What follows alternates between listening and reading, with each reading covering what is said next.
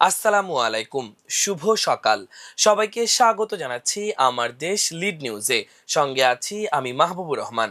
আমাদের আজকের লিড নিউজের শিরোনাম, জ্বালানি আইন শৃঙ্খলায় ম্লান ভালো উদ্যোগ, লিখেছেন এম আবদুল্লাহ। চলুন দর্শক, আজকের লিড নিউজটির বিস্তারিত জেনে নেওয়া যাক। তারেক রহমান সরকারের ৬ মাস বা ১৮০ দিনে নানা ইতিবাচক এবং আশাব্যঞ্জক উদ্যোগ ও কর্মসূচি বাস্তবায়নের সূচনা হয়েছে। সামাজিক নিরাপত্তা, কৃষি, শিক্ষা, স্বাস্থ্য, কর্মসংস্থান, প্রবাসী কল্যাণ, পরিবেশ, ক্রীড়া ও নাগরিক সেবায় নেওয়া হয়েছে বেশ কিছু গুরুত্বপূর্ণ পদক্ষেপ। নির্বাচনী প্রতিশ্রুতি বাস্তবায়নে সময়ক্ষেপণ না করে প্রধানমন্ত্রী দ্রুত পদক্ষেপ নিচ্ছেন এবং নিজেই তা তদারকি করছেন। তার সরকারের খাল খনন, বৃক্ষরোপণ এবং বন্ধ কলকারখানা চালুর উদ্যোগ ইতিবাচক। একসঙ্গে লক্ষাধিক শিক্ষকের অবসর সুবিধা ও কল্যাণ তহবিলের বকেয়া টাকা পরিশোধের ব্যবস্থা করে এসব পরিবারকে স্বস্তি দেওয়া হয়েছে। এ ধরনের আরও কিছু ভালো কাজ হচ্ছে। তবে জুলাই বিপ্লবের আকাঙ্ক্ষার আলোকে রাষ্ট্র সংস্কার, দ্রব্যমূল্য নিয়ন্ত্রণ এবং বিদ্যুৎ জ্বালানির সরবরাহ সহ মানুষের দৈনন্দিন জীবন ঘনিষ্ঠ সমস্যা সংকটের দ্রুত সমাধান ও আইন শৃঙ্খলা নিয়ন্ত্রণের মতো বড় রাজনৈতিক অঙ্গীকার পূরণে বাস্তব অগ্রগতি আশাব্যঞ্জক নয়। ৬ মাসে বিদ্যুৎ ও জ্বালানি খাত নিয়ে কঠিন বাস্তবতার মুখোমুখি হয়েছে ক্ষমতাসীন বিএনপি। গ্রাহকরা যেমন নাকাল হয়েছেন, তেমনি ভুগতে হয়েছে সরকারকেও। ফ্যাসিস্ট শেখ হাসিনার শাসনে লুটের রাজ্যে পরিণত করা এ খাতে শৃঙ্খলা ও স্বস্তি ফিরিয়ে আনতে আশানুরূপ সাফল্য দেখাতে পারেনি সরকার। পরিবর্তনের অঙ্গীকার নিয়ে রাষ্ট্র ক্ষমতায় আসা সরকার বলছে, উত্তরাধিকার সূত্রে পাওয়া জঞ্জাল সরাতেই তাদের হিমশিম খেতে হচ্ছে। ২৪ জুলাই বিপ্লবের সবচেয়ে বড় আকাঙ্ক্ষা রাষ্ট্র কাঠামোর সংস্কার ক্ষেত্রে অগ্রগতি খুবই সীমিত। একদিকে স্বাক্ষরিত জুলাই সনদ ও দলের ঘোষিত ৩১ দফার ভিত্তিতে রাষ্ট্র সংস্কার ও পুনর্গঠনের কাজ, অন্যদিকে দ্রব্যমূল্য নিয়ন্ত্রণ, বিদ্যুৎ জ্বালানির সরবরাহ ঠিক রাখা, কর্মসংস্থান সৃষ্টি, আইন শৃঙ্খলার স্বস্তিদায়ক পর্যায়ে রাখা এবং প্রশাসনে গতি ফেরানোর চাপ কতটা দক্ষতার সঙ্গে সামলাতে পেরেছে তা নিয়ে প্রশ্ন তোলার সুযোগ রয়েছে। জুলাই বিপ্লবের পর অন্তর্বর্তী সরকারের ১.৫ বছরের মাথায় গত ১২ ফেব্রুয়ারি অনুষ্ঠিত ত্রয়োদশ জাতীয় সংসদ নির্বাচনে নিরঙ্কুশ সংখ্যাগরিষ্ঠতা নিয়ে ১৭ ফেব্রুয়ারি সরকার গঠন করে বিএনপি। দীর্ঘ প্রায় ২ দশক পর সত্যিকারের জনপ্রতিনিধিত্বশীল নির্বাচিত গণতান্ত্রিক সরকারের কাছে মানুষের প্রত্যাশাও আকাশ ছোঁয়া। হাসিনার সরকারের রেখে যাওয়া দলবাজ প্রশাসন এবং ভঙ্গুর অর্থনৈতিক অবস্থা সামাল দেওয়ার দায়িত্ব বর্তায় তারেক রহমান সরকারের ওপর। যদিও অন্তর্বর্তী সরকার এ কাজ অনেকটাই এগিয়ে দিয়ে গেছে।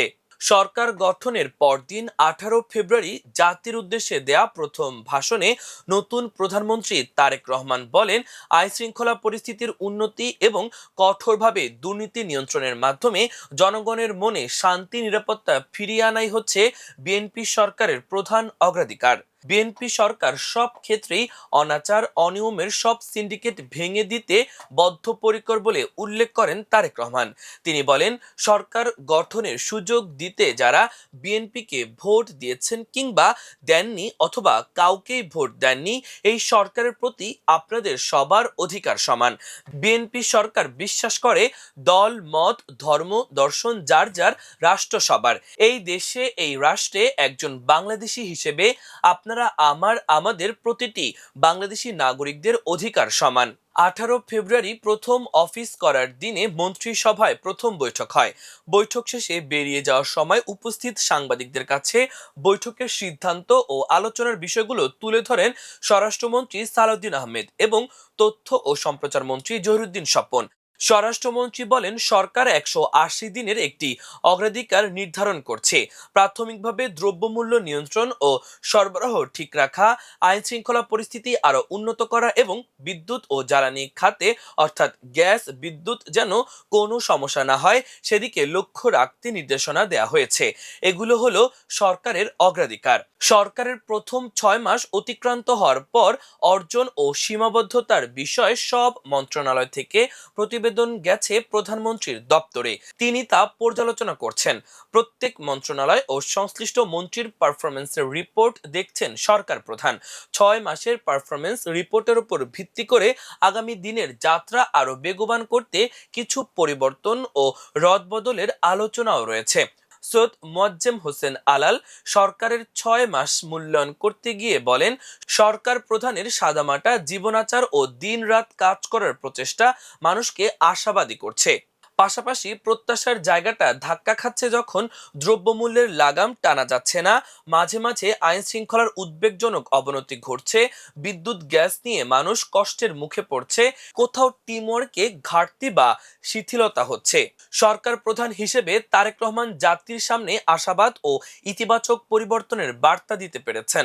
সরকারের মুখপাত্র মাহাদি আমিনের ভাষায়, প্রধানমন্ত্রী 6 মাসে জনগণের আস্থা, ভালোবাসা ও সমর্থন অর্জন, নির্বাচনী ইশতেহারের আলোকে সব শ্রেণী পেশার মানুষের স্বার্থ রক্ষা এবং গণমানুষের প্রধানমন্ত্রী হিসেবে রাষ্ট্রনায়কোচিত নেতৃত্বের প্রমাণ দিতে পেরেছেন। প্রধানমন্ত্রীর রাজনৈতিক ও প্রশাসনিক আচরণকে ভিন্ন ধারার নেতৃত্ব চর্চা হিসেবে বিবেচনা করছেন রাজনৈতিক পর্যবেক্ষকরা। ভদ্রতা, সংযম, সৌজন্য, পারিবারিক মূল্যবোধ এবং অংশগ্রহণমূলক নেতৃত্বকে বিশেষ গুরুত্ব দিচ্ছেন তিনি। শপথ নিয়েই দলের মন্ত্রী এমপিদের কাছ থেকে সরকারি প্লট ও শুল্কমুক্ত গাড়ি না দেওয়ার অঙ্গীকার আদায়, প্রধানমন্ত্রীর সরকারি বাসভবনের পরিবর্তে ব্যক্তিগত বাসভবন ব্যবহার করা, ব্যক্তিগত গাড়ি ব্যবহার এবং নিজ খরচে জ্বালানি ব্যয়ের উদ্যোগ ব্যতিক্রমী অনুশীলন হিসেবে বিবেচিত হচ্ছে, যা ব্যক্তিগত সংযমের বার্তাও বহন করছে।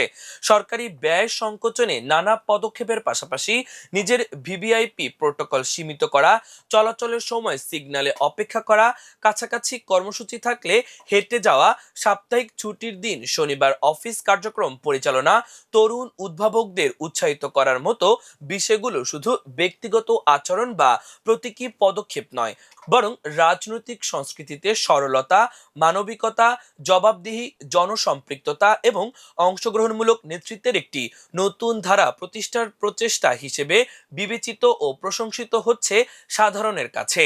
সরকারের গত 6 মাসে যতটুকু অর্জন সেটা ম্লান করেছে তেল, গ্যাস ও বিদ্যুৎ খাত। সর্বশেষ গ্যাস সংকটের কারণে সপ্তাহ জুড়ে দেশের বেশিরভাগ শিল্প কারখানা এক প্রকার অচল হয়ে আছে।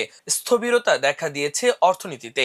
বাসাবাড়িতে চুলা জ্বলছে না, সিএনজি ফিলিং স্টেশনে যানবাহন চালকদের ভোগান্তি চরমে উঠেছে। মূলত ভাসমান এলএনজি টার্মিনালে ত্রুটি এবং এলএনজি কার্গো আনলোড করতে না পারায় সাম্প্রতিক দিনগুলোতে গ্যাস ও বিদ্যুতের মারাত্মক সংকট দেখা দেয়। বিদ্যুতের লোডশেডিং এবং গ্যাস সংকটে শিল্পে উৎপাদন ব্যাহত হয়েছে। লোডশেডিং এর প্রতিবাদে দেশের বিভিন্ন এলাকায় বিক্ষোভও হয়েছে।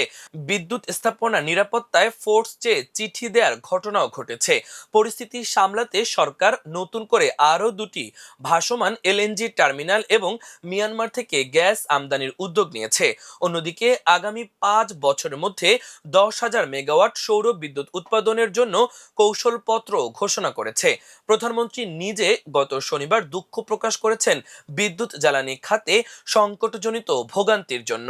বর্তমান সরকার ক্ষমতা গ্রহণের 10 দিনের মাথায় 28 ফেব্রুয়ারি শুরু হয় মধ্যপ্রাচ্য যুদ্ধ। এর প্রভাবে হরমুজ প্রণালীর সংকটে আটকে যায় জ্বালানি তেলবাহী জাহাজ। আন্তর্জাতিক বাজারে লাফিয়ে বাড়তে থাকে তেলের দাম। বাংলাদেশের সরবরাহকারীদের অনেকে তেল দিতে অপারগতা জানায়। দেশের তেলের মজুদ ঝুঁকিপূর্ণ পর্যায়ে কমে আসে। এক পর্যায়ে সরকার জ্বালানি তেলের রেশনিং শুরু করে। এই রেশনিং ও আতঙ্কের কারণে প্রায় 2 মাস জনগণকে জ্বালানি তেল সংগ্রহে চরম দুর্ভোগ পোহাতে হয়েছে। চারদিকে হাহাকার দেখা যায়। 2 দফায় দাম বাড়িয়ে রেশনিং তুলে নেওয়ার পর তেল পাম্পে দীর্ঘ সারি কমে আসে। অবশ্য জ্বালানি আইন শৃঙ্খলা, দ্রব্যমূল্য নিয়ন্ত্রণ ও সংস্কারে ব্যর্থতার অভিযোগ মানছেন না সরকারের মুখপাত্র মাহাদি আমিন। তিনি গতকাল বলেন, কিছু ক্ষেত্রে সরকারের সাফল্য ঘাটতি থাকতে পারে, দায়বদ্ধতা সরকার অস্বীকার করে না, জনভোগান্তিতে সরকার দুঃখিত। তবে জ্বালানিতে বৈশ্বিক সংকটের মধ্যেও অন্যান্য দেশের তুলনায় বাংলাদেশ ভালোভাবে সংকট মোকাবেলা করেছে এবং করছে। ভঙ্গুর আইন শৃঙ্খলা বাহিনী নিয়ে কাজ করেও অপরাধ হলেই সঙ্গে সঙ্গে ব্যবস্থা নিচ্ছে। মাহাদি আমিন বলেন, প্রধানমন্ত্রী তারেক রহমানের নেতৃত্বাধীন সরকার এই সময় স্বচ্ছতা, সুশাসন, জনকল্যাণ, গণতান্ত্রিক প্রতিষ্ঠান পুনর্গঠন, অর্থনৈতিক স্থিতিশীলতা, দ্রব্যমূল্য নিয়ন্ত্রণ, আর্থিক খাতের শৃঙ্খলা পুনরুদ্ধার, পাচার হওয়া অর্থ ফেরত আনা, বিভিন্ন প্রকল্পে ব্যয় সাশ্রয়, বন্যা দুর্গতদের পুনর্বাসন এবং স্বাস্থ্য ও শিক্ষা খাত পুনর্গঠনে কাজ করছে। বহুল কাঙ্ক্ষিত ত্রয়োদশ জাতীয় সংসদ নির্বাচন ও সংস্কার ইস্যুতে গণভোট একই সঙ্গে অনুষ্ঠিত হয়। ক্ষমতায় গিয়ে রাষ্ট্রের উল্লেখযোগ্য সংস্কার সহ জুলাই সনদ অক্ষরে অক্ষরে বাস্তবায়নের কথা বলেছিল বিএনপি। ক্ষমতার পঞ্চম মাসে এসে সংবিধান সংশোধনে কমিটিও গঠন করে সরকারি দল। যদিও সংবিধান সংশোধন নয়, সংস্কারের দাবিতে থাকা বিরোধী দল জামায়াত ইসলামী নেতৃত্বাধীন 11 দলীয় জোট ওই কমিটিতে অংশ নেয়নি। এই পরিস্থিতিতে সংস্কার নিয়ে রাজনৈতিক বিতর্ক উঠছে। 6 মাসে সংস্কারের ক্ষেত্রে ন্যূনতম অগ্রগতি না হওয়ায় সরকার জন আকাঙ্ক্ষা কতটা ধারণ করতে পেরেছে তা নিয়ে অনেকেই প্রশ্ন তোলার সুযোগ পাচ্ছেন। বিএনপি নির্বাচনী ইশতেহারে সাংবিধানিক সংস্কারের অঙ্গীকার আছে 35 দফা। আর সে অঙ্গীকারের প্রথম দফায় বলা হয়েছে, সংবিধান সংস্কারের বিষয়ে বিগত 17 অক্টোবর 2025 তারিখে জুলাই জাতীয় সনদ যে আঙ্গিকে ঐক্যমত্য ও স্বাক্ষরিত হয়েছে সেগুলো সে মতে বাস্তবায়নে সর্বোচ্চ অগ্রাধিকার দেয়া হবে। প্রতিশ্রুত সে সর্বোচ্চ অগ্রাধিকার 6 মাসে পেয়েছে কিনা তা নিয়ে প্রশ্ন তোলার অবকাশ রয়েছে। সরকার সংশ্লিষ্টরা বলছেন, প্রথম 6 মাসে প্রধানত গুরুত্ব পেয়েছে সামাজিক নিরাপত্তা ও জনকল্যাণ অঙ্গীকার বাস্তবায়ন। নির্বাচনী প্রতিশ্রুতির অন্যতম গুরুত্বপূর্ণ কর্মসূচি ফ্যামিলি কার্ড। পরীক্ষামূলকভাবে এর আওতায় এসেছে 71,000-এর বেশি পরিবার। পরিবারের নারী প্রধানের অ্যাকাউন্টে প্রতি মাসে 2,500 টাকা দেয়া হচ্ছে। পরীক্ষামূলক পর্ব শেষে কিশোরগঞ্জ থেকে গতকাল আনুষ্ঠানিকভাবে ফ্যামিলি কার্ড বিতরণ কার্যক্রম শুরু করা হয়েছে। কৃষকদের জন্য চালু করা হয়েছে কৃষক কার্ড। সরকারের দাবি, প্রথম 6 মাসে 20,000-এর বেশি কৃষক পরিবার এর আওতায় এসেছে। কৃষি উপকরণ কেনার জন্য কার্ডধারীরা 2,500 টাকা করে পাচ্ছেন। এছাড়া নির্বাচনী প্রতিশ্রুতি অনুযায়ী 10,000 টাকা পর্যন্ত কৃষি ঋণ মওকুফের উদ্যোগ নেওয়া হয়েছে। এতে 14.5 লাখ কৃষক পরিবার সরাসরি উপকৃত হবে বলে জানিয়েছে সরকার। এছাড়া পরিবেশ ও কৃষির সঙ্গে সংশ্লিষ্ট আরেকটি বড় প্রতিশ্রুতি ছিল খাল পুনর্খনন। 5 বছরে 20,000 কিলোমিটার খাল খননের লক্ষ্য নিয়েছে বিএনপি।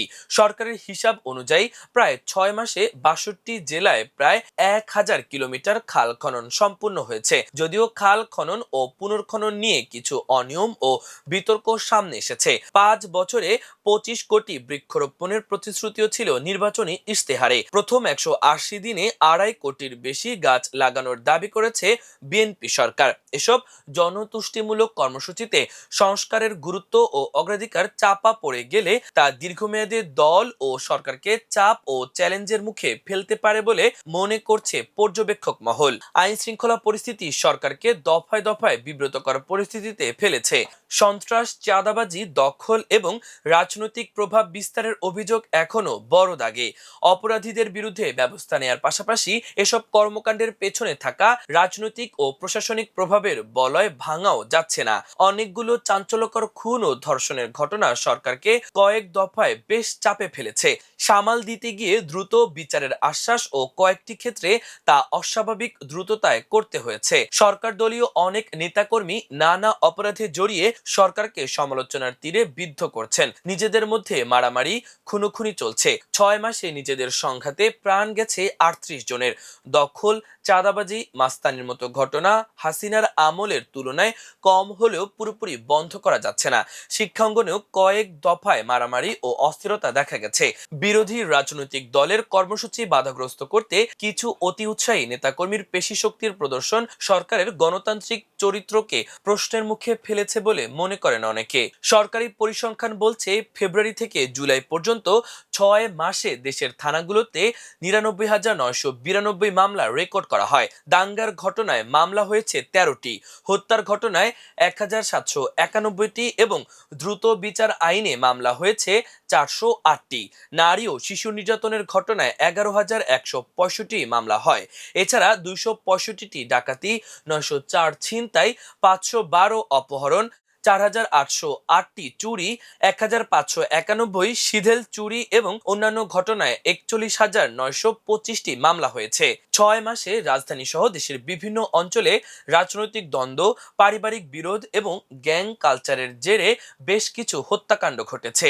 এ সময় নারী ও শিশু নির্যাতনের ঘটনা উদ্বেগজনকভাবে সামনে এসেছে। এর মধ্যে মে মাসে ঢাকার পল্লবীতে শিশু রামিসা আক্তার ধর্ষণ ও হত্যার শিকার হওয়ার ঘটনা দেশ জুড়ে ক্ষোভের জন্ম দেয়। পুরান ঢাকার মিটফোর্ড হাসপাতালের সামনে ভাঙাড়ি ব্যবসায়ী লালচাঁদ ওরফে সোহাগকে প্রকাশ্যে পিটিয়ে ও ইট দিয়ে আঘাত করে হত্যার ঘটনা দেশ জুড়ে চাঞ্চল্যের সৃষ্টি হয়। আইন শৃঙ্খলা নিয়ন্ত্রণে সরকারের ব্যর্থতার অভিযোগ প্রসঙ্গে মুখপাত্র মাহাদি আমিন বলেন, সরকার কাজ করছে। শিশু রামিসা ধর্ষণ ও হত্যা মামলার রায় 19 দিন এবং মেহেরপুরের একটি শিশু ধর্ষণ মামলার রায় 29 কার্যদিবসে সম্পন্ন হয়েছে। নারী ও শিশু নির্যাতন দমন আইনের মামলায় 1 মাসে 10টি রায় ঘোষণা করা হয়। শহীদ রাষ্ট্রপতি জিয়াউর রহমান হত্যা মামলার পলাতক আসামি মোজাফফর হোসেনকে 45 বছর পর গ্রেপ্তার করা হয়েছে। তনু হত্যা মামলার আসামি, শরীফ ওসমান হাদি হত্যা মামলার আসামি এবং সাবেক আইজিপি বেনজির আহমেদকে দেশে ফিরিয়ে আনার উদ্যোগের কথাও উল্লেখ করেন তিনি। প্রশাসন নিয়েও অসন্তুষ্টি। প্রায় 2 দশক পর ক্ষমতায় ফিরে বিএনপির সামনে সবচেয়ে বড় চ্যালেঞ্জ হয়ে দাঁড়ায় প্রশাসনকে কার্যকর ও গণমুখী করা। দেড় যুগে বেপরোয়া দলীয়করণ, পদোন্নতি ও পদায়ন নিয়ে বিতর্ক, কর্মকর্তাদের মধ্যে আস্থার সংকট এবং সিদ্ধান্ত গ্রহণে স্লথ গতি সব মিলিয়ে প্রশাসনকে স্বাভাবিক অবস্থায় ফেরানোর কঠিন কাজটি সরকারের অগ্রাধিকারের ছিল। অন্তর্বর্তী সরকারের প্রশাসনে পরিবর্তন করতে গিয়ে অনেক ক্ষেত্রে আওয়ামী লীগের অনুগত কর্মকর্তাদের ফিরিয়ে আনার মতো অভিযোগ উঠেছে। সরকারের দাবি, বিভিন্ন মন্ত্রণালয় ও দপ্তরে দায়িত্বশীল কর্মকর্তাদের পুনর্বিন্যাস করা হয়েছে। প্রশাসনে শৃঙ্খলা ও জবাবদিহি বাড়ানোর উদ্যোগ নেওয়া হয়েছে। 6 মাসে অর্থনীতির ক্ষেত্রে কাঙ্ক্ষিত স্বস্তি ফেরেনি। দীর্ঘদিনের অনিয়ম, ব্যাংকিং খাতের নাজুক ও দুর্বল অবস্থা, খেলাপি ঋণের পাহাড়, অর্থ পাচার এবং রাজস্ব আদায়ের ঘাটতির প্রভাব কাটেনি। এর সঙ্গে রয়েছে মূল্যস্ফীতির চাপ, রপ্তানি বাজারগুলো এখনো স্থিতিশীল হয়নি। সর্বশেষ জুলাই মাসেও প্রধান বাজার যুক্তরাষ্ট্রে তৈরি পোশাক রপ্তানি অনেকটা কমেছে। কর্মসংস্থান ও নিয়োগ বাড়ানো সরকারের জন্য বড় চ্যালেঞ্জ হয়ে আছে। ব্যাংকে অলস অর্থের পাহাড় জমেছে, এটা 4 লাখ কোটি টাকা ছাড়িয়ে রেকর্ড গড়েছে। কিন্তু ব্যবসায়ীরা বিনিয়োগে এগিয়ে আসছেন না। তাদের আস্থা ফেরানোর কিছু উদ্যোগ থাকলেও গ্যাস বিদ্যুতের সংকটে তা সফল হচ্ছে না। প্রিয় দর্শক, আমাদের আজকের লিড নিউজের আয়োজন এ পর্যন্তই। আগামীকাল আরেকটি লিড নিউজ নিয়ে আপনাদের সামনে হাজির হব। সে পর্যন্ত মহান আল্লাহ তাআলা আপনাদের সবাইকে ভালো রাখুক, সুস্থ রাখুক। এতক্ষণ সঙ্গে থাকার জন্য অসংখ্য ধন্যবাদ। আল্লাহ হাফেজ।